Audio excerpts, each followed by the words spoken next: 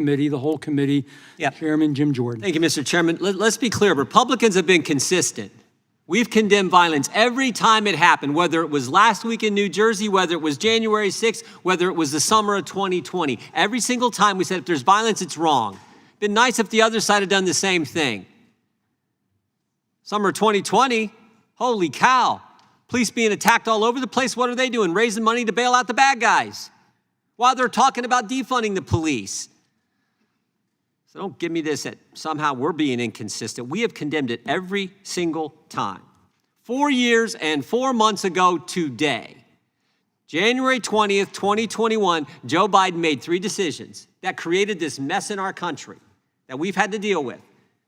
He said, we're no longer going to build a wall. We're no longer going to have remain in Mexico. And when you get here, you will not be detained. You will be released. Guess what? Everybody came. Go figure. 8 million people came into the country. 6 million people were released. Thank goodness for President Trump and his administration. Elected on this issue. And already his administration has deported over 135,000 criminal illegal aliens. CFPB and Coast Guard have seized 232,000 pounds of drugs at our southern border, and the FBI has arrested suspected MS-13 gang members, including high-ranking members in New York and Virginia. That's what enforcing our immigration laws looks like. That's what the president campaigned on, and he's doing exactly what he said. And it all happened without any help from the other side. Rather than seeking to protect the people they represent, they're fighting for criminal illegal aliens to stay in this country. Now think about this too. First it was sanctuary cities, local officials saying, we're not going to help ICE enforce federal law.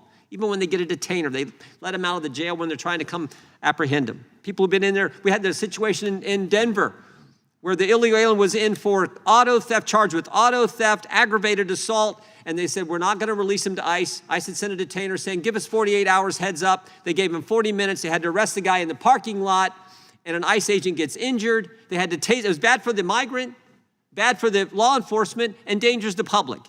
But that's what left-wing policies do. Sanctuary cities, then it was sanctuary states, whole states, sanctuary states, and saying we're not going to work with federal law enforcement. Then it was judges letting the bad guy out the back door while the good guys are coming in the front door to arrest him. And now we find out it could even be members of Congress.